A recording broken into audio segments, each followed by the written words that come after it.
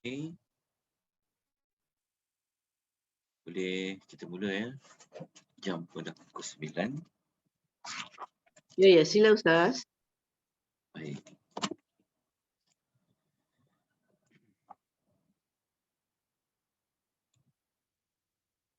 Bismillahirrahmanirrahim.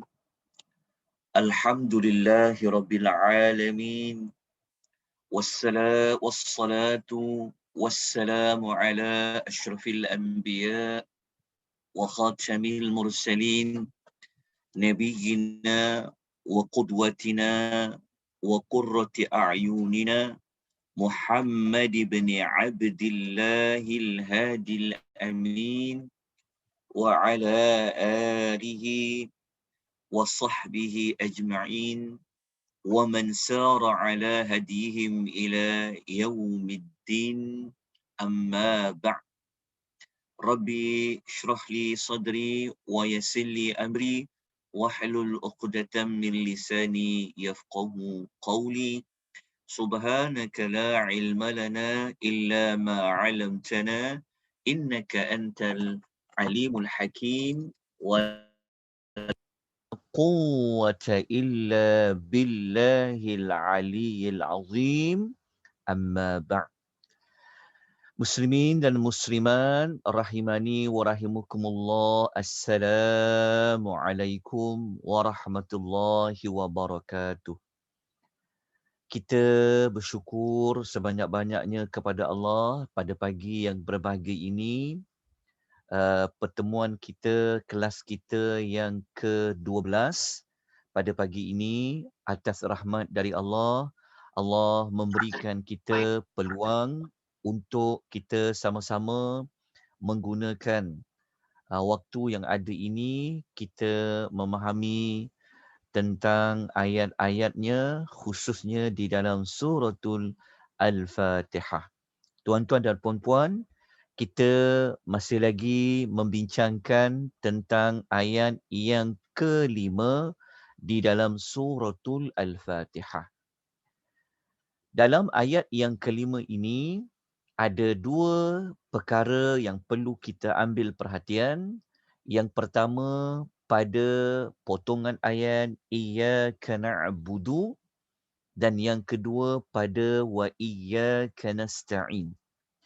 Iyyaka na'budu merupakan keterangan yang menunjukkan bahawa kita ini tidak mensyirikkan Allah, menyekutukan Allah dengan mana-mana makhluk yang lain.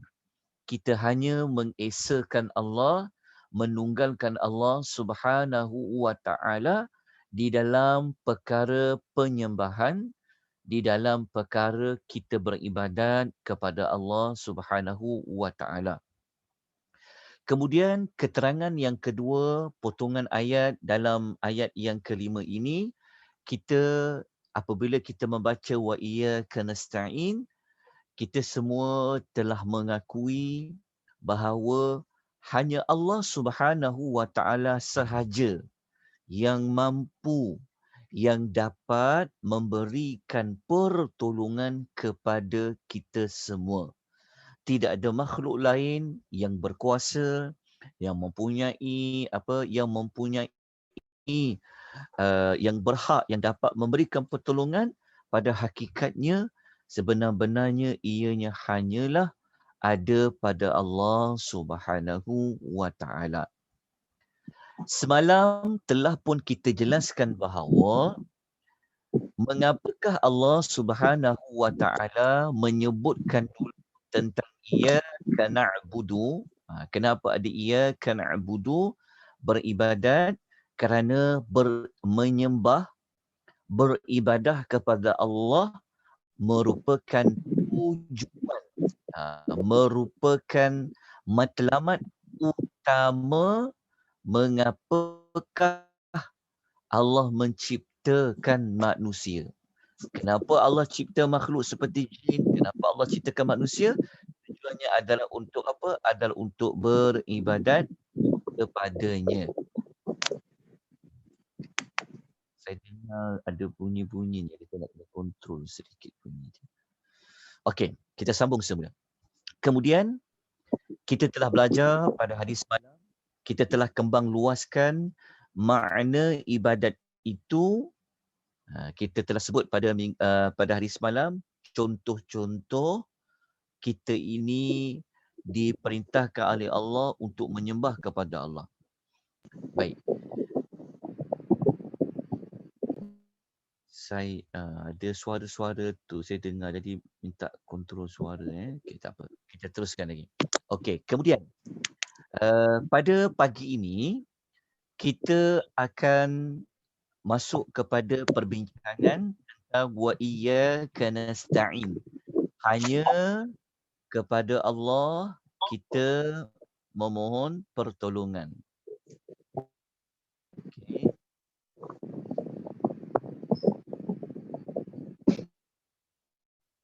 Okey, hanya kepada Allah kita memohon pertolongan. Okey. Hari semalam telah kita ulas sedikit maklumat bahawa meminta pertolongan kepada Allah adalah salah satu bentuk beribadah kepada Allah. Okay. Okey. Maaf Ustaz, sekejap Ustaz. Saya mencelah Ustaz. Encik Rostati Sofian, saya banyak kali dah cuba mute kan, tapi on semula. Mohon kerjasama ya Encik atau Puan Rostati Sofian. Mohon kerjasama Puan amat dihargai. Okey Ustaz, boleh sambung. Okey, tak apa. Tak apa. Tak perasan untuk. Okey, begini. Pagi ni kita akan bincang tentang pada potongan ayat wa iyyaka nasta'in. Hanya kepada engkau kami memohon pertolongan. Okey. Apabila kita memohon, kita ada kepercayaan yang yakin bahawa Allah lah sahaja tempat kita minta pertolongan, secara tidak langsung kita telah merendah diri kita. Secara tidak langsung kita mengatakan kita ni tidak ada apa-apa. Kita hanya memerlukan Allah. Allah lah tempat kita bergantung. Allah lah tempat kita bersandar. Secara tidak langsung ia dapat membuang sifat kita merasa cukup, kita merasa serba ada, kita merasa kita tidak perlu lagi memerlukan pertolongan Allah. Tidak. Tetapi ia akan nasta'in akan menghilangkan sifat sombong kita kepada Allah. Baik. Mengapakah Allah menyebutkan dalam banyak-banyak bentuk ibadat dikaitkan dengan minta tolong kepada Allah merupakan kenapa dia meletakkan meminta pertolongan kepada Allah merupakan salah satu cara ibadah, sedangkan ada banyak cara ibadat yang lain. Tetapi mengapakah memohon pertolongan kepada Allah itu merupakan perkara yang diletakkan pada ayat yang kelima? Apa kaitan meminta pertolongan dengan beribadat? Baik. Perkara tentang minta tolong, okey. Kalau kita rujuk tentang perkataan minta pertolongan. Minta pertolongan kalau kita tengok dalam buku tu, pada muka surat, dekat-dekat pada nota buku tu, pada muka surat nombor 100 kejap. Kita tengok pada muka surat 105 tu, kita akan jumpa tentang tajuk pengertian isti'anah. Isti'anah ni maknanya meminta pertolongan kepada Allah. Okey. Apa besarnya minta tolong kepada Allah ni? Baik. Minta tolong kepada Allah, dia adalah salah satu bentuk ibadah yang sangat besar. Kan? Kenapa minta tolong ni dia menjadi salah satu bentuk ibadah? Baik. Kalau kita amati, kalau kita perhatikan, jika kita membuat, kalau kita bertanya kan tentang mengapa ada manusia yang dia menduakan Allah, yang dia menyengutukan Allah. Contoh, kita ambil contoh mudah. Kalau di zaman orang Arab musyrikin dulu, mereka menyembah patung dan berhala-berhala. Kenapa? Kenapa ada manusia yang dia menyembah patung, sedangkan patung tu mereka yang buat sendiri. Patung tidak bergerak, tak boleh buat apa-apa. Tapi mengapa mereka boleh menyembah patung-patung tu, diagungkan pula patung-patung tu? Kenapa? Sudah tentu mereka berfikir bahawa patung itu ada kekuasaan. Sebab tu mereka menyembah patung. Mereka nak minta pertolongan kepada patung-patung tu. Kenapa? Kenapa nak minta tolong kepada patung? Kerana mereka mempercayai patung tu dia ada suatu kuasa lah. Begitu juga, mengapa orang-orang Nasrani contoh dia, mengapa mereka menjadikan Nabi Isa tu sebagai anak Allah? Mengapa ada bahagian daripada Nasrani itu menjadikan Isa itu sebagai Tuhan juga? Mak dia pun sebagai Tuhan juga, yang Trinity. Pernah tak bertanya kenapa? Dia mesti ada punca. Kenapa dia angkat Isa itu sebagai anak Tuhan? Sebab tu kita akan belajar nanti insya-Allah pada ayat ke-7. Kenapa mereka dipanggil sesat pada golongan Nasrani? Mengapa? Dia mesti ada punca. Maka puncanya sebenarnya adalah percaya bahawa Isa itu ada kuasa yang luar biasa. Macam tu juga ada yang mengangkat Isa sebagai salah satu Tuhan, yang Trinity tu kan. Mak dia Tuhan. Kenapa? Kerana Isa ni dia lahir tanpa bapa. Dia boleh hidupkan orang mati. Dia boleh sembuhkan penyakit. Dia boleh ambil tanah, boleh jadikan burung yang hidup dengan tiup je. Maknanya mereka percaya Isa itu dia ada kuasa. Sebab maknanya apabila satu makhluk tu dia mempunyai kuasa, maka dia akan dipuja, dia akan diminta pertolongan.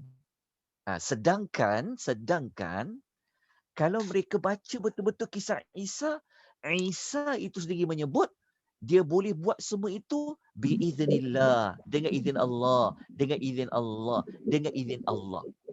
Sebab itu nanti kita akan bincang tentang kenapa mereka dipanggil sesat. Kerana mereka tersalah sangka tentang Isa ini ada kuasa. Jadi sebab itu mana-mana ajaran sesat sekalipun, mana-mana ajaran yang macam menyembah patung-patung dan sebagainya, kenapa boleh jadi macam tu? Boleh menduakan Allah, mensyirikkan Allah. Kerana percaya tentang ada kuasa tu. Kuasa apa? Kuasa yang sesuatu selain Allah tu dia boleh lindung seseorang, dia boleh bagi seseorang. Maksudnya contoh kan. Mengapa kita dulu pernah dengar ataupun mungkin ada kita pernah buat lah. Kalau lalu dekat pokok-pokok, kita lalu tempat-tempat gelap kan.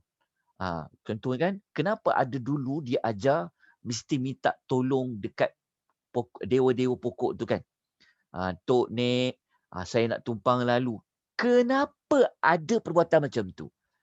Tentu ada kepercayaan bahawa ada makhluk yang boleh timpa keburukan kepada kita, yang akan timpa malang kepada kita. Jadi sebab itu ada perbuatan meminta perlindungan kepada makhluk lain. Sebab apa? Sebab dia percaya tentang makhluk itu boleh beri kesan sesuatu. Begitu juga ada orang yang pergi menyembah jin. Ada. Kenapa? Kerana dia percaya tentang ada kekuasaan itulah. Tapi sebenar-benarnya dalam suratul Fatihah, Allah telah membersihkan bahawasanya semua makhluk Allah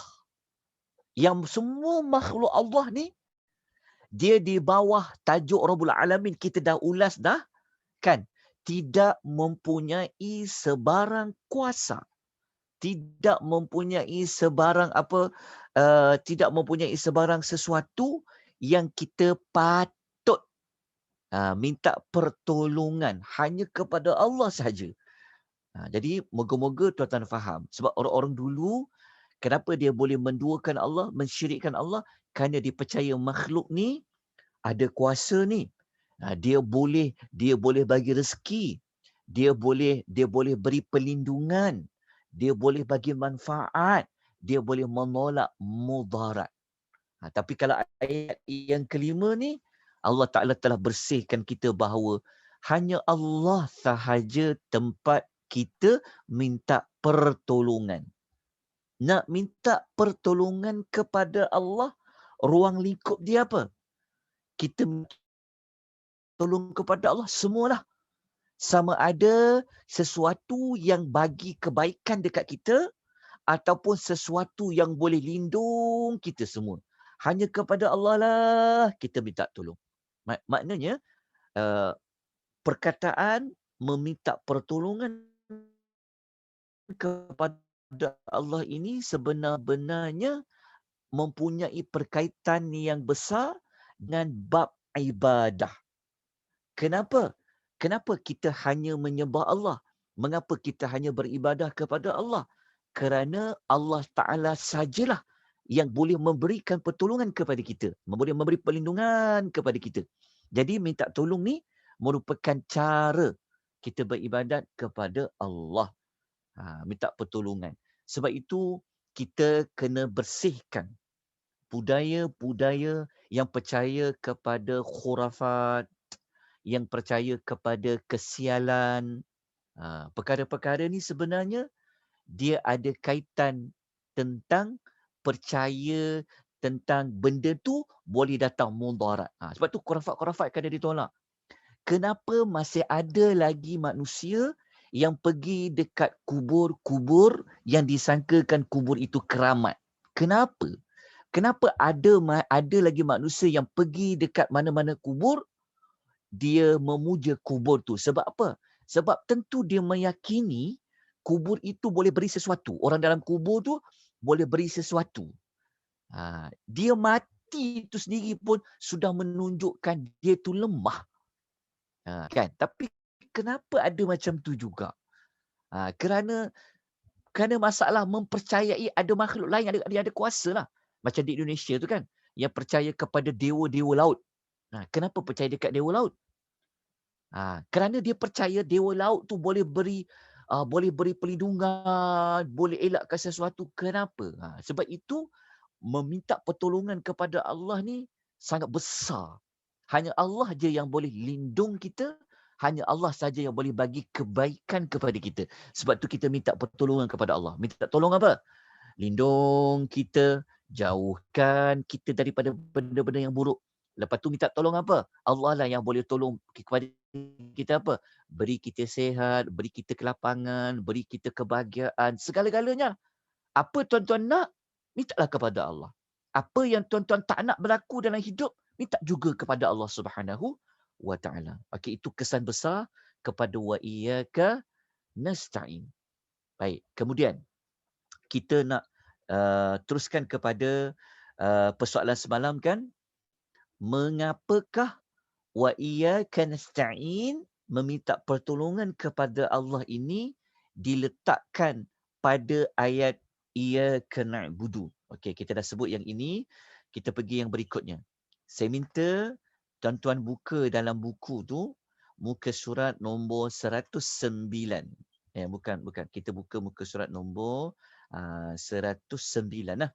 Kita tengok muka surat nombor 109. 109 kita tengok. Berikutnya, okey, muka surat 109. Kita pergi kepada satu lagi ya. Sekejap. Okey, yang tajuk kehalusan bahasa. Kehalusan bahasa ni maksud dia Al-Quran dia adalah bahasa Arab. Okey, jadi Lapisan kedua, kalau kita nak faham ayat Quran, lapisan kedua kita boleh belajar dengan kita memperhatikan huruf apa yang guna, kalimah apa yang digunakan, perkataan apa. Tu tajuknya kehalusan bahasa. Macam kita sebut semalam. Mengapakah menggunakan istilah kami? Kita telah ulas pada hari semalam. Ingat tu kami. Kemudian kita telah ulas juga pada hari semalam kenapa Allah Ta'ala mendahulukan na'budu berbanding nasta'in. Juga kita telah sebut pada hari semalam. Kenapa Allah sebut ibadah dulu baru minta tolong? Kerana ibadah merupakan tujuan dan matlamat kita semua diciptakan oleh Allah. Okay. Kemudian minta pertolongan ia adalah cara. Okey, satu lagi kita boleh ambil pada muka surat nombor 110. Ini jawapan lain. Mengapa ibadah itu didahulukan baru disebut minta pertolongan? Kerana, dekat sini. Ibadah ialah hak mutlak Allah. Maknanya kalau sebut ibadah, ia sangat berkaitan paut dengan Allah.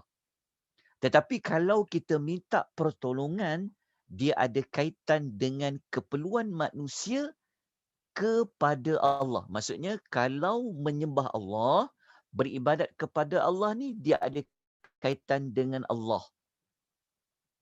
Apabila kita minta tolong, dia sangat berkaitan dengan diri kita. Dia ada kaitan tentang hak manusia. Kalau menyembah Allah, dia adalah hak Allah. Kalau meminta pertolongan, dia ada kaitan dengan manusia. Oleh sebab itu, jawapan dia hak Allah. Jangan bully dia. Okey. Maka hak Allah didahulukan berbanding hak manusia. Okey, ini adalah jawapan lain. Okey, jawapan lain, mengapakah beribadat kepada Allah, minta pertolongan kepada Allah ni diletakkan juga pada kaitan dengan ibadah. Ini jawapan dia juga yang lain. Jawapan dia adalah kita tidak akan mampu. Ini dia punya jawapan. Kita tidak akan mampu nak buat ibadah melainkan kalau Allah beri pertolongan. Kalau kita sebut yang mula-mula tadi, kalau kita sebut yang awal, kenapa minta pertolongan diletak sekali dengan ibadat? Kita dah jawab. Minta pertolongan merupakan cara ataupun bentuk beribadat. Minta pertolongan ini juga mempunyai perkaitan, kita takkan boleh buat ibadah kalau Allah tidak memberi pertolongan. Maknanya minta pertolongan kepada Allah ni bukan hanya sekadar nak minta rezeki, nak minta lapang dada, nak minta supaya jauh daripada penyakit, daripada benda yang bahaya saja. Tidak. Minta pertolongan kepada Allah ini juga adalah, macam kita sebut segala ruang lah. Antaranya adalah kita minta tolong juga kepada Allah adalah dalam bab nak buat ibadat. Kalau Allah tak bagi kekuatan kepada kita, kita takkan buat ibadat. Kita takkan mampu buat ibadat. Sebab nak buat ibadah ni kan benda yang berat. Jadi kalau Allah tak kuatkan hati kita, tak bagi kita tabah, kan, tentu kita tak dapat nak buat ibadat. Jadi minta pertolongan ini diletakkan bersama dengan ayat beribadat menunjukkan bahawa nak buat ibadat itu sendiri, kita perlu minta pertolongan kepada Allah. Kita takkan mampu buat ibadat kalau Allah tidak memberi pertolongan. Kita takkan mampu untuk kita jauhkan diri kita daripada kesyirikan kalau Allah Ta'ala tidak memberikan kita pertolongan. Jauhkan kita daripada perbuatan-perbuatan yang syirik. Jadi kita sudah mendapati, kita sudah jelas tentang mengapakah istilah memohon pertolongan itu diletakkan sekali dengan bab ibadah. kita lihat satu doa yang dikaitkan dengan ibadat minta tolong Allah pada muka surat ini. Kita tengok bahagian resolusi. Bahagian resolusi pada muka surat last sekali, pada muka surat 115 ni. Tengok pada muka surat nombor 115 dalam buku. Kita tengok yang Muaz bin Jabal tu. Yang Nabi ajar kepada Muaz bin Jabal 115. Dan dalam buku muka surat 115. Okey, muka surat nombor 115. Ini pada bab resolusi. Resolusi ni maksud dia setelah kita faham ayat iyyaka na'budu, setelah kita faham wa iyyaka nasta'in tadi, maka dia akan keluar kepada action plan dia. Action plan ni dalam buku ni dia letak kepada resolusi. Okey, pada bab resolusi perkara yang keempat, maka kalau kita dah tahu ibadah tadi ada minta pertolongan tadi ada kaitan dengan bab ibadah, maka kita boleh amalkan doa seperti mana yang diajar oleh Nabi SAW kepada Muaz bin Jabal radhiyallahu anhu. Nabi pernah mengajar kepada Muaz dengan satu doa. Doa ini berbunyi Allahumma a'inni ala zikrika. Ya Allah, a'inni maknanya bantulah aku. Bantulah aku ala zikrika. Supaya aku mengingatimu. Wa syukrika dan mensyukurimu. Wa husni ibadatika serta memperbaiki ibadah kepadamu. Ini hadis sahih riwayat Abu Daud. Mengapa ada doa ni? Kalau kita amati betul-betul doa ni, kan? Kenapa kita nak mengingati Allah, minta tolong Allah? Mengapa untuk bersyukur kepada Allah, minta tolong Allah? Mengapa kita nak baiki ibadat kita, juga minta tolong kepada Allah? Sebab kita ni sering lupa. Kita ni sering lalai. Kita ni kalau tak kuat, kan? Kita malas nak buat ibadat. Jadi cara dia nak selalu ingat Allah, jadi orang yang bersyukur kepada Allah, minta Allah Ta'ala baiki urusan ibadat kita, kita minta tolong kepada Allah. Minta tolong kepada Allah. Rupa-rupanya minta pertolongan kepada Allah tadi ada kaitan dengan ibadat. Kita takkan mampu nak buat ibadat kalau Allah tidak memberikan pertolongan. Jadi amalkan doa ini. Amalkan doa ini supaya kita dapat istiqamah buat ibadat. Supaya kita sentiasa ingat pada Allah. Semoga kita sentiasa dapat menambah baik amal kita. Daripada sedikit, lebih banyak sikit. Juga untuk konsisten. Macam kita juga belajar istiqamah lah. Kan? Kalau kita tak konsisten, tak istiqamah kan, rugi kita buat ibadat tertinggal. Tapi nak istiqamah ni bukan senang. Jadi kalau bukan senang itulah, minta tolong kepada Allah. Itu yang datangnya doa minta apa, ya mukallibal qulub, kan? Minta apa? Minta Allah tetapkan hati. Dan kalau kita belajar macam mana zikir Nabi. Nabi dia selalu berzikir kepada Allah. Kalau kita belajar zikir yang Nabi selalu baca pagi petang kan. Nabi sendiri dia minta kepada Allah pertolongan. Sebab tu kalau siapa belajar doa Nabi kan, banyak. Sampaikan Al-Imam Nawawi dia buat satu kitab, dia tulis kitab Al-Azkar. Tuan pernah dengar kitab Al-Azkar kan? Kitab zikir-zikir. Banyaknya dia zikir. Tuan-tuan, kalau tuan-tuan perhalusi daripada start Nabi bangun tidur sampai Nabi tidur semula, tuan-tuan akan dapati banyak ucapan zikir doa Nabi yang diminta tolong Allah. Kenapa? Sebab Nabi orang yang paling arif, yang paling tahu tentang hakikat minta pertolongan ni besar. Nabi SAW banyak zikir-zikir dia. Contoh, zikir pagi petang yang Nabi ajar, yang kita boleh amal zikir nak minta tolong Allah tu. Ingat tak yang Nabi panggil nama-nama Allah, Ya Hayyum Ya Qayyum.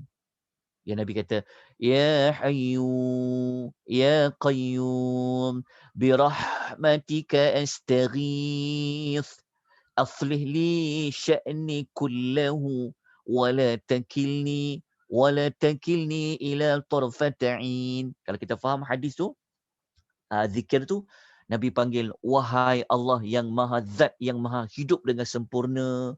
Ya Qayyum, wahai Allah yang mentadbir dengan sendirinya. Kan?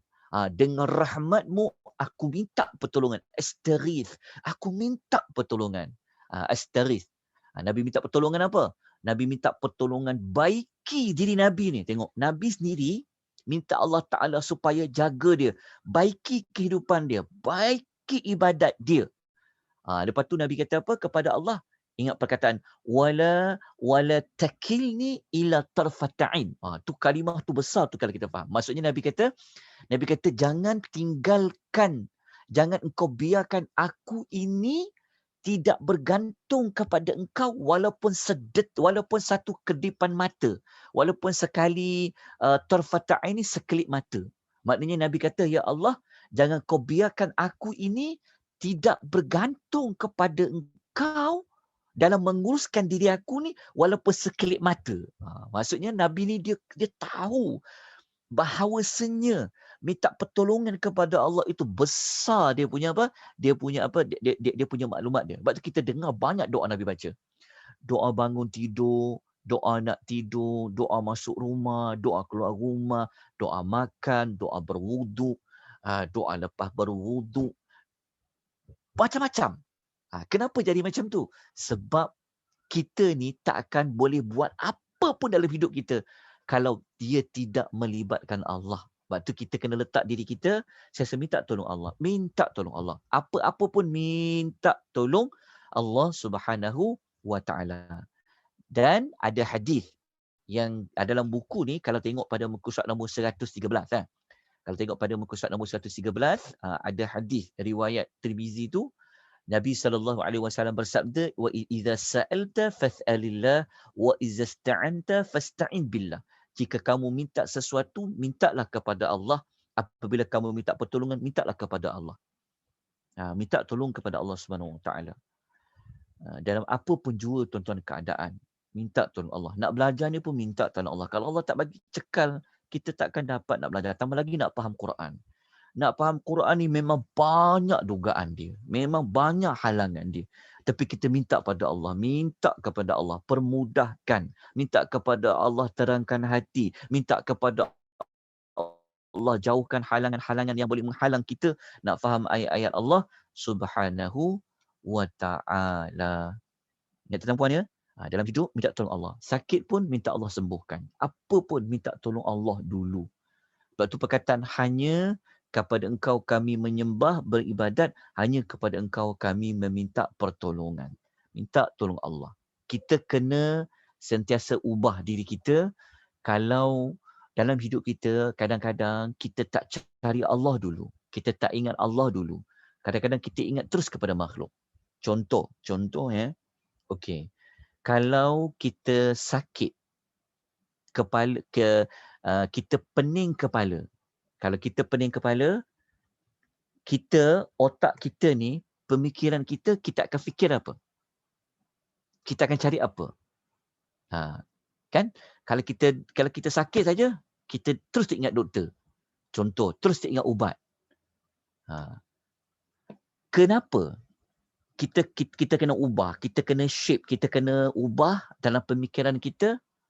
Apa-apa pun Allah dulu yang kita cari. Contoh, kalau kereta kita rosak, kita terus ingat apa? Mungkin ada orang terus ingat pomen. Contoh macam tu. Jadi kita kena ubah. Sebelum kita cari ubat, sebelum kita cari doktor, sebelum kita usaha yang lain, minta Allah dulu. Cari Allah terus. Cari Allah terus. Sebab yang menjalankan semua itu adalah Allah. Sebab besar sangat sangat besar nilai memohon pertolongan Allah. Ya Allah, Ya Allah, aku sakit kepala, sakit sangat ni, ya Allah. Kan, kau sembuhlah aku, ya Allah. Kan, batu baru kita cari usaha yang lain kat situ. Jadi, untuk kita nak letakkan hanya kepada Allah, kita meminta pertolongan. Tu kita nak letak betul-betul tu pada hanya kepada Allah kita nak minta pertolongan. Lepas tu kita diajar banyak doa. Kita diajar banyak zikir. Doa dan zikir itu dia ada kaitan dengan minta pertolongan kepada Allah Subhanahu wa taala. Jadi tuan-tuan dan puan, saya kira cukuplah maklumat tersebut secara ringkasnya.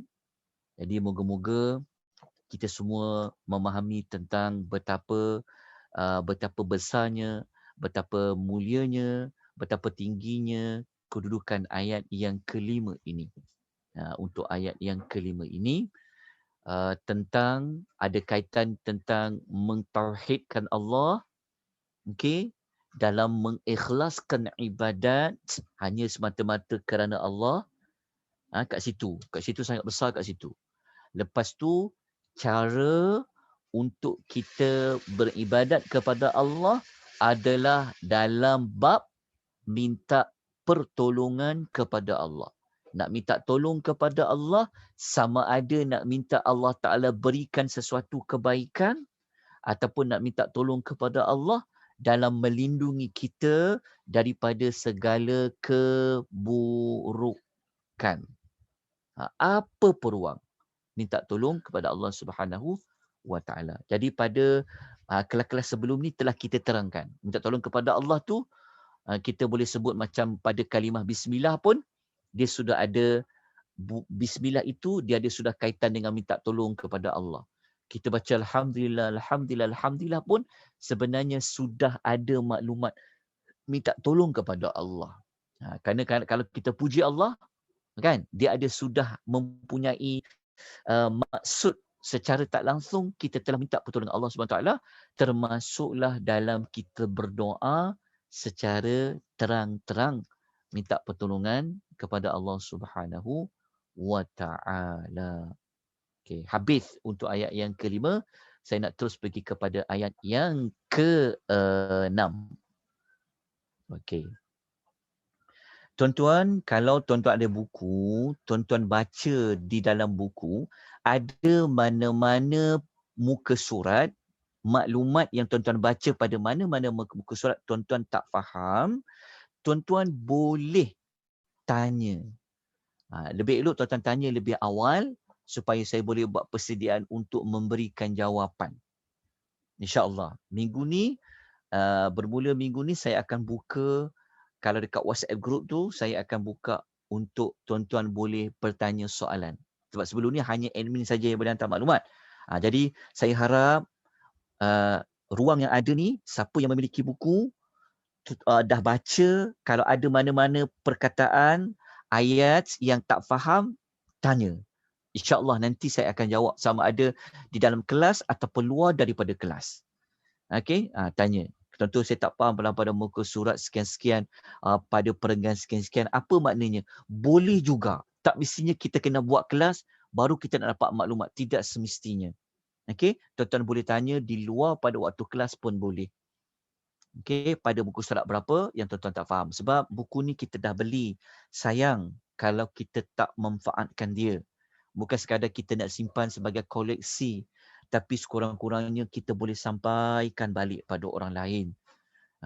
Kita boleh ingatkan kita semula. Jadi jangan sampai ada mana-mana maklumat dalam buku ni yang tuan-tuan tak faham. Sekalipun kita tak ajar maklumat tu sewaktu dalam kelas, tuan-tuan boleh juga tanya. InsyaAllah. Jadi manfaatkan peluang yang ada ni untuk sama-sama kita menimba ilmu. Mungkin disebabkan tuan-tuan tanya, mungkin saya rasa, maklumat ni penting, saya perlu letak dalam buku. Kita sama-sama belajar. Okay, sama-sama kita belajar.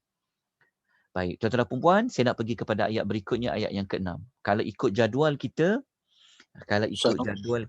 kita kena masuk ayat ke-6 ni. Tuan-tuan tengok jadual sekejap. Okay. Assalamualaikum Ustaz. Minta maaf. Waalaikumsalam warahmatullahi wabarakatuh. Ya. Cuma satu apa ni tadi, kalau ada pertanyaan yang di luar daripada kelas, yang pertanyaan tu direct pada Ustaz ke apa ke, jawapannya tu nanti boleh kongsi dalam kelas tak Ustaz? Jawapan dia, InsyaAllah nanti kita boleh kongsi di dalam kelas. Mungkin jawapan tu kita kena buat recording lah, kita buat voice recording. Kita buat tu untuk insyaAllah. InsyaAllah kita cuba. Terima kasih. Sama-sama. Ya, terima kasih Ustaz. Sama-sama. Kita sama-sama manfaat ya. Kita dah ada grup, jadi manfaatkan untuk kita menambah ilmu. Saya pun perlu banyak belajar daripada tuan-tuan dan puan-puan. Ya. Tidak mesti saya sebagai pembimbing, saya tahu semua benda. Tidak. Mungkin ada yang banyak saya tak tahu, tuan-tuan boleh kongsikan. Sebab banyak kan, kelas Fatihah ni banyak dah kita ikut kan. Mungkin maklumat saya sampaikan ini ada kekurangan, tu tak boleh kita kongsi juga maklumat tersebut hasil daripada kita bertanya, bersoal jawab. Okey, kita masuk kepada ayat yang ke-6. Okey, ayat ke-6 ni kalau kita tengok jadual sekejap ni, saya nak tunjuk tentang jadual yang kita buat mula-mula dulu. Sekejap okey. Tuan-tuan nampak tak jadual yang saya paparkan ni? Tuan-tuan nampak jadual kan? Di jadual ni saya dah kongsikan dulu mula-mula dalam grup WhatsApp Suratul Fatihah. Okey, perancangan kelas tadabbur Suratul Fatihah. Okey. Kalau ikut keseluruhan dia, kita target dia, kita akan belajar sebanyak 14 siri. 14 siri ni maknanya satu siri 1 jam. Maknanya kita akan belajar selama 14 jam. 14 jam. Kalau ikut pada tarikh, hari ni kan tarikh kita adalah 4 April. Okey. Sepatutnya kita dah masuk siri, kita dah siri ke-12, 4 April. Sepatutnya kita dah masuk pada ayat yang ke-6. Tapi kalau kita tengok dalam jadual ni, ayat ke-6 kita dah seperti kita dah ulas ayat 6 tu. Ihdinas siratal mustaqim. Okey, kalau tengok pada jadual, memang saya dah terlari, satu hari lah sebenarnya dekat sini pada 4 April tu. Kita tengok jadual ya. Kalau tengok jadual, 4 April hari ni sepatutnya kita dah habis ayat 6 sepatutnya. Minggu depan, hari Sabtu 10 April, 10 April kita dah masuk ayat 7. Sepatutnya semalam dengan hari ni kita masuk ayat 6. Tapi tak apa, saya akan ambil 2 hari lagi untuk tambahan. Kalau ikut jadual kita rancang kita akan tamatkan pada minggu depan, 11 April. Ayat 7. 14 jam tu. Kelas kita 14 jam. Tapi insya-Allah saya nak cari 2 hari lagi. Boleh tak tuan-tuan kita cari lagi 2 hari minggu depan? Maknanya minggu depan tu kita akan belajar 4 jam. Ada 4 siri. Akan ada 4 kelas pada minggu depan. Jadi saya nak cadangkan minggu depan tu hari dia. Katakanlah hari Sabtu Ahad kita buat juga minggu depan, itu sudah pasti. Tapi saya nak 2 hari lagi. Saya cuba cari minggu depan. Itulah cadangnya seperti saya nak buat besok sebenarnya. Pukul 9 juga. Dengan hari Khamis. Saya nak buat satu lagi kelas. 2 kelas, lepas tu kita sambung hari Sabtu, kita sambung hari Ahad. Jadi kelas kita selama 16 jam lah keseluruhan sekali. Kalau tak habis juga, insya-Allah kita tambah lagi waktu. Kita tak perlu berkira dengan Allah. Banyak dah Allah bagi waktu pada kita. Jadi kita carilah waktu untuk kita kena ambil juga waktu untuk kita cari waktu untuk kita faham ayat-ayat Allah Subhanahu wa taala. Dah banyak dah waktu kita bersantai, dah banyak dah waktu kita berehat, maka takkanlah kita nak berkira waktu dengan Allah Subhanahu wa taala. Kita nak faham tentang ayat Allah, maka kita semua kena usahalah ya. Kita usahakan cuba cari waktu itu. Ada insya-Allah waktu tu, ya. Okey. Ustaz, mudah ni Ya. Ustaz. Ya. Esok pagi rasanya boleh kita selitkan satu kelas Ustaz ya. Boleh besok ya? Ya, insya-Allah boleh. Nanti kita bincang selepas kelas saya. Okey, baik. Okey. Ya, Kalau ya. kita nak buat tu, kita buat jam yang samalah. Sebab saya 10.30 tu saya ada kelas lain, kelas alam Ya, akhirat. insya-Allah Ustaz. Kita buatlah kod insya-Allah besok. Besok Jumaat insya-Allah mungkin esok kita adakan satu kelas lagi. Saya. Jika ada perubahan kita beritahu, tapi buat masa ni saya rasa memang boleh. Ya. Okey. Boleh insya-Allah. Memang saya belum susun lagi bulan April saya punya kelas. Jadi insya-Allah boleh besok. Ya. Boleh insya-Allah.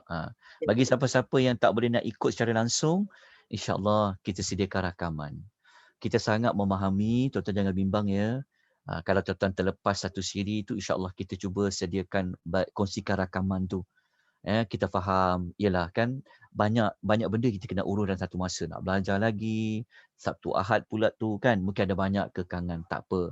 Saya sebagai tenaga pembimbing, saya sangat memahami keadaan tuan-tuan dan perempuan. Tak apa. Saya sebagai pembimbing ni tidaklah rasa seperti nak kecil hati, kenapa diorang tak nak belajar, sebagainya. Okey? Tapi kita kena saling faham, memahami antara satu sama lain. Sebab tu kita diajar tentang iyyaka na'budu, ada perkataan kami tadi. Okey, kita kena memahami rakan-rakan kita yang lain, insya-Allah. Cuma kita perlukan 2 kelas tambahan supaya kita boleh buat nanti pada hari terakhir dia punya pengulangan semula secara ringkas dia. Mungkin kita nak buat kesimpulan dan ada bab-bab lain dalam Fatihah, insya-Allah kita cuba habiskan dalam tempoh tersebut. Okey, kita ada waktu lagi 15 minit. Mungkin saya buka dulu soalan, kalau ada mampu saya jawab. Kalau ada soalan berkaitan dengan ayat-ayat dalam surah Al-Fatihah, ada? Ada soalan ke? Assalamualaikum. Waalaikumsalam warahmatullahi wabarakatuh. Ya, Puan. Ustaz, saya nak tanya. Aha. Sini, kan kita cakap, saya pernah dengar lah, dia cakap kalau berdoa, kita jangan paksa-paksa Allah. So, maksudnya jangan terlalu spesifik atau terlalu detail sebab Allah lagi tahu pasal diri kita yang terbaik lah. Jadi boleh Ustaz komen tak pasal tu? Okey. Terima Pasal doa, kita berdoa itu memang Allah sangat suka kita berdoa kepada dia, berdoa kepada Allah. Sekejap berdoa kepada Allah Subhanahu wa taala merupakan perkara ibadat. Sebab tu ad-du'a'u wal ibadah. Kita kena ambil maklumat tu lebih awal. Dan bahkan Allah Taala ni, kalau kita baca dalam hadis ya, Allah Taala malu kalau kita menadah tangan berdoa, Allah Ta'ala tidak beri apa-apa dekat tangan yang kita tadah tu. Maksudnya Allah Ta'ala sangat sukalah orang berdoa ni. Sebab tu dipanggil ad-du'a'u wal ibadah. Doa itu adalah ibadah. Cuma apabila kita berdoa kepada Allah, kita kena menjaga adab-adabnya. Antara dalam adab-adab berdoa, kita kena yakin apa yang kita doa itu Allah akan kabulkan. Kena yakin dulu. Yakin satu.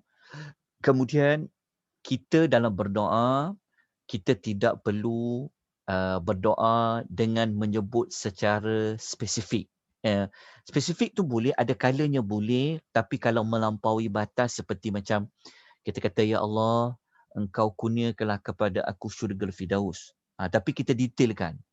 Syurga Firdaus nanti nak rumah dia macam ni, nak pintu dia macam ni, nak dalam tu nanti ada sofa, yang itu tak perlu. Sebab itu memang ada dilarang oleh Nabi sallallahu alaihi wasallam. Tapi ada doa yang Nabi ajar, Nabi sebut spesifik, ada juga.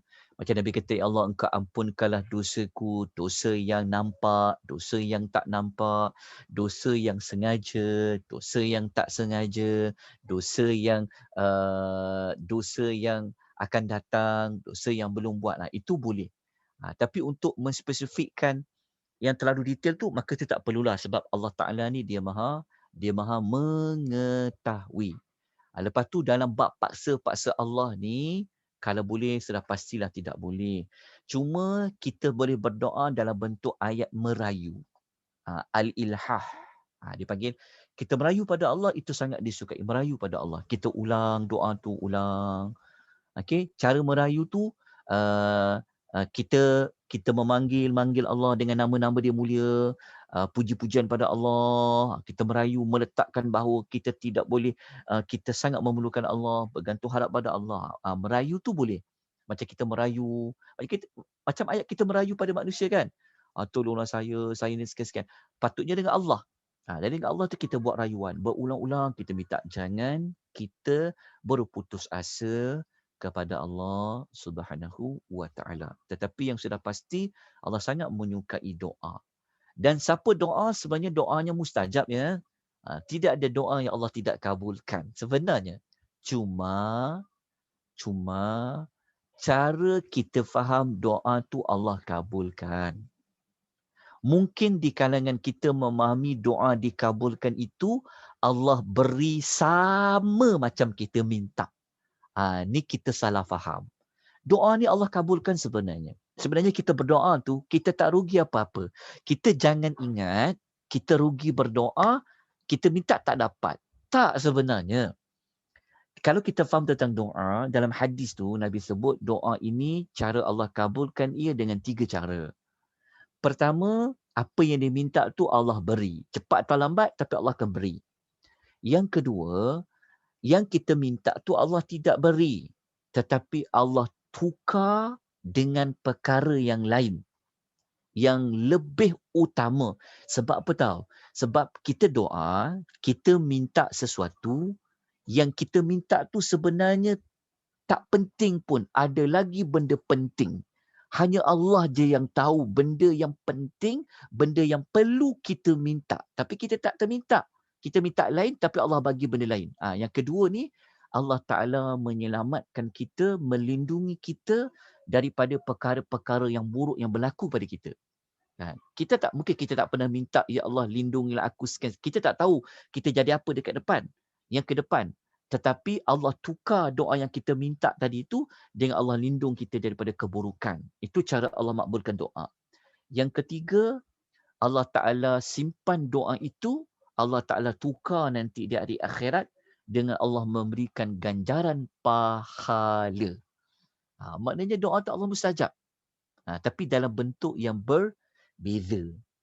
Nanti di hari akhirat bayangkan, kan, kita dapati ada banyak pahala Allah bagi pada kita. Kenapa? Oh sebab dulu engkau berdoa. Jadi kita kena ambil maklum tentang hadis tersebut dalam bentuk memakbulkan doa kepada Allah Subhanahu wa Ta'ala. Lepas tu doa satu lagi sebelum terlupa, kita jangan pula doa dalam bentuk ayat tak yakin. Macam, ya Allah, kalau kau nak bagi, bagilah. Kalau kau tak nak bagi, tak apa. Doa macam tu jangan. Kita kena buat ayat berbentuk yakin Allah Ta'ala akan kabulkan. Muqinu bil ijabah. Yakin Allah Ta'ala akan makbulkan doa kita. Baik, ada persoalan lain? Ada pertanyaan lain? Dalam chat mungkin ada soalan Ustaz, dalam chat. Dalam chat ada soalan.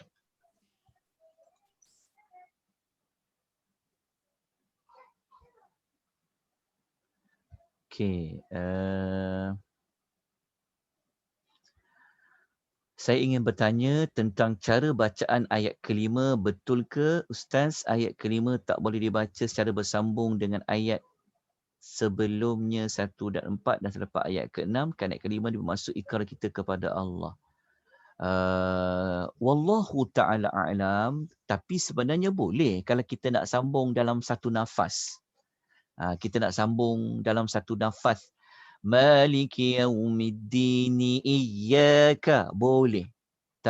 Tidak ada, wallahu alam, setakat ni tak ada lagi mendapati ada larangan untuk menyambung ke semua ayat. Tidak ada sebenarnya. Tidak ada. Cuma bacaan yang lebih bagus, cara nak baca Quran, berhentilah satu persatu. Kita sampai Maliki Yaumiddin, kita stop. Kita wakaf kat situ. Itu lebih afdal. Lepas tu baru sambung. Iyyaka na'budu wa iyyaka nasta'in. Kita stop. Lepas tu baru kita sambung. Tapi kalau kita nak sambung, boleh. Iyyaka na'budu wa iyyaka nasta'in. Ihdinas siratal mustaqim. Boleh. Dia tidak ada larangan di situ.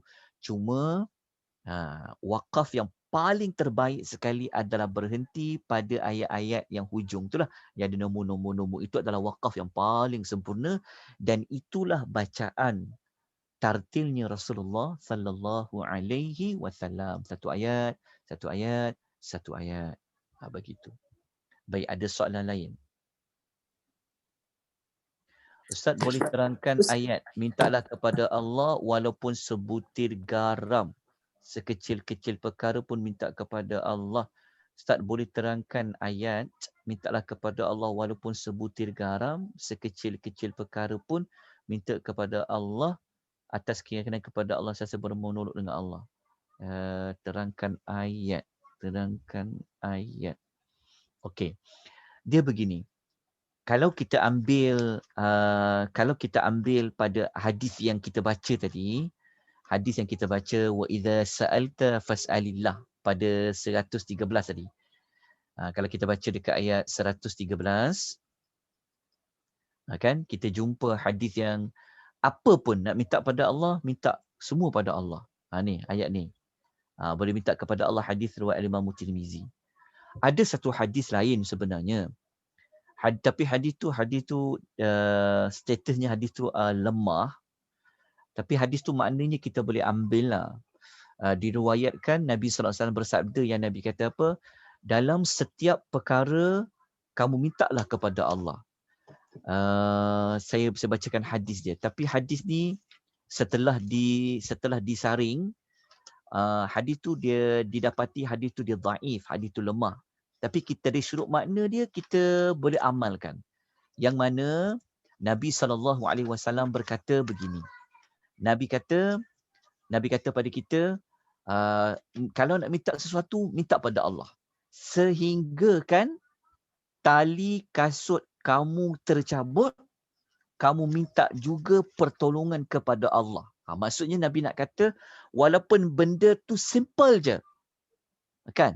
Minta juga pertolongan kepada Allah. Sampai taraf macam tu. Walaupun sekecil-kecil perkara pun kita memang kena minta pertolongan kepada Allah Subhanahu wa ta'ala. Wallahu ta'ala a'lam. Ada Ustaz. soalan lain? Ya. Ustaz, ini Kak Hanis. Ya. Ya, jadi kalau kita minta pertolongan selain daripada Allah, seperti kalau kita sakit, terus ingat kepada doktor dan tidak dialas doa kepada Allah.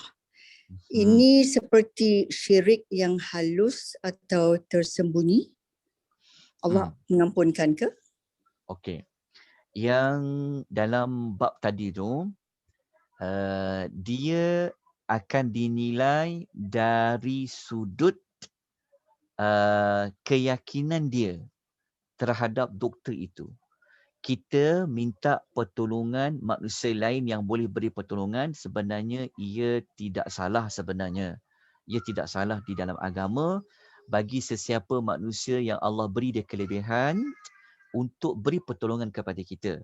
Di dalam Al-Quran, kalau kita tengok pada nota muka surat 114 tu, kita akan jumpa pada ayat surah Maidah ni. Kalau kita jumpa dalam surah Al-Maidah, ayat nombor muka surat 114, kita jumpa ayat nombor 2 ni. Wa ta'awanu 'alal birri wattaqwa. Ayat ini Allah Ta'ala sendiri pesan kepada kita semua, hendaklah kamu membantu untuk membuat kebaikan. Maknanya Allah sendiri pesan kepada doktor, bantulah orang yang dalam buat kebaikan. Allah minta kepada kita bantu orang lain juga. Jadi kalau kita membantu orang lain, ia tidaklah dikaitkan dengan kita mensyirikkan Allah. Tidak. Sebab tu dalam nota tu kita kata, walau demikian, kita sesama kita dan makhluk juga dituntut untuk saling tolong menolong, bekerjasama. Dipanggil mu'awanah. Dia bukan dipanggil isti'anah. Boleh dibenarkan. Cuma kita minta tolong kepada doktor tadi, okey, sudut cara kita memahami minta tolongan doktor tu kita kena perhalusi lah. Maknanya kita kata yang kita minta tolong doktor tadi hanyalah asbab. Hanyalah asbab saja. Hanyalah jalan tengah kepada nak mendapat kesembuhan. Tapi pada hakikatnya yang menyembuhkan itu adalah Allah. So kita punya cara pandang kita tu, kita kata doktor ini Allah yang bagi kelebihan pada dia, ilmu pada dia, kan?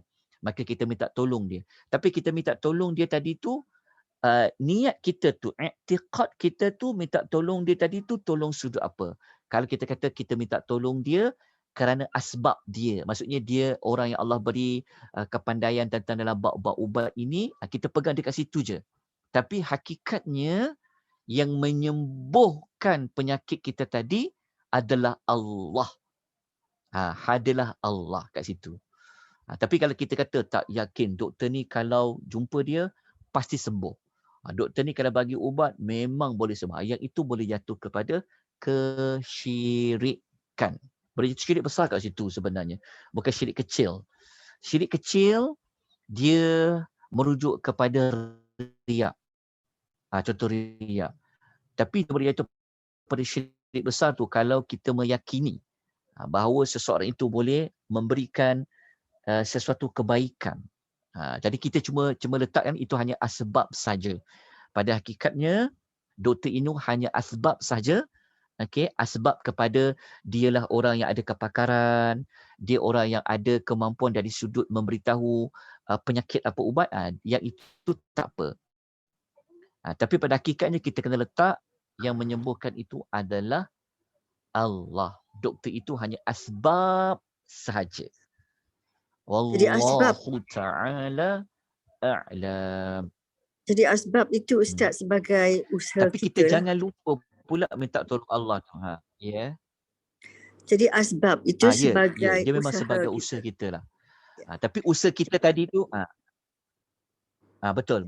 Asbab tu sebagai usaha kita. Cuma cara kita pandang usaha tadi itulah. Maksudnya keyakinan kita kepada usaha tadi. Okey. Usaha tadi maknanya apa pun usaha tadi kita kena gantung harap kepada Allah. Kita usaha saja, sama ada doktor itu betul ke dia punya cadangan dia, ubat dia bagi tu, cara dia tu, kita bergantung penuh kepada Allah seperti mana ada pada nota Sarawakal. Kita kena bergantung penuh kepada Allah. Seperti mana burung itu dia berusaha terbang cari makanan. Nabi pesan kepada kita, kalaulah kamu berserah kepada Allah dengan penyerahan yang sebenar-benarnya, pasti Allah bagi rezeki kepada kamu seperti mana dia memberi rezeki kepada burung. Burung ni dia keluar pagi dengan perut yang kosong, dia balik bawa dengan petang dengan perut yang penuh. Burung ni satu binatang yang lemah, tapi dia usaha untuk dia terbang. Dia cari untuk usaha. Tapi pergantungan dia tu adalah dengan Allah. Kat situ. Kena baiki kat situ je dia punya kena pahalusi pada keyakinan kita pada doktor tadi. Okey, pada hakikatnya ia adalah pada Allah Subhanahu wa taala. Okey, ada apa-apa pertanyaan lain? Ayat ke-6 nanti kita akan sambung pada hari besok pagi insya-Allah. Okey, pukul 9 pagi. Ayat ke-6 ni adalah pembuktian. Contoh dalam banyak-banyak kita nak minta tolong kepada Allah, nak minta dalam perkara apa. Ayat yang ke-6 besok kita akan belajar dalam banyak-banyak perkara kita nak minta kepada Allah adalah minta Allah beri kita hidayah. Tunjukkanlah kami jalan yang lurus tu. Minta apa? Minta tunjukkan. Dalam banyak-banyak permintaan kita pada Allah adalah minta diberikan hidayah. Hidayah ayat 6 ni, hidayah yang macam mana? Kita akan ulas besok pagi insya-Allah untuk kelas kita siri yang ke-13. Okey, maknanya kita sambung balik yang kita minta tolong tu kepada Allah. Nak minta tolong apa? Nak minta tolong tunjukkan kita. Tunjukkan ni bahasa Melayu. Bahasa kita dan bahasa Quran tu hidayahkanlah kita. Kenapa nak minta hidayah kepada Allah? Inilah yang kita nak kupas pada besok pagi tentang hidayah. Dalam banyak-banyak permintaan kita kepada Allah adalah minta hidayah. Rupa-rupanya setiap kali kita solat, kita minta hidayah pada Allah. Cuma kenapa hidup kita tak berubah juga? Masih lagi memilih jalan yang bengkok. Masih lagi jatuh kepada jalan yang tidak lurus. Sedangkan dia doa. Maknanya ada sesuatu kekurangan pada doa yang kita minta pada Allah itu ketika kita baca Fatihah. Asbab dia mungkin kita tak faham hidayah yang kita minta pada ayat 7 tu apa. Jadi kita kena kupas insya-Allah pada hari esok insya-Allah jam 9 pagi nanti saya beri link dia untuk esok pagi. Tentang dalam banyak-banyak doa yang paling besar adalah minta hidayah ke atas jalan yang lurus. Hanya Allah saja yang tahu jalan mana yang lurus, jalan mana yang bengkok. Dan kita kupas besok apa makna hidayah dekat situ. InsyaAllah esok pagi kita jumpa. Aqulu qawli hadha wa astaghfirullahal azim wa bila taufiq hidayah. Wassalamualaikum warahmatullahi wabarakatuh. Assalamualaikum Ustaz. Assalamualaikum Mohon saya Terima mencela kasih. Ustaz ya. Mohon Jazakallah saya Ustaz. mencela. Ya, Ya. boleh. Allahumullah semua. Assalamualaikum. Assalamualaikum jemaah semua. Mohon war-warkan kepada sahabat-sahabat ya, supaya mereka tidak keliru. Pagi esok adalah kelas tambahan. Sabtu dan Ahad kita masih maintain kelas ya. Esok adalah kelas tambahan. The next actual classes Saturday, Sunday maintain ya. Dan Ustaz, kelas Okey, tambahan baik. lagi satu. Boleh juga saya cadangkan untuk Isnin depan. Sebab saya belum susun lagi program-program baru saya pada hari Isnin. Jika Okey, Ustaz betul. nak, ya nanti kita bincang semula Ustaz ya. Boleh. Untuk jemaah mohon war-war bukan bertukaran hari tetapi tambahan kelas. Sekian, terima kasih. Ya, bila Assalamualaikum warahmatullahi wabarakatuh. Waalaikumsalam warahmatullahi wabarakatuh.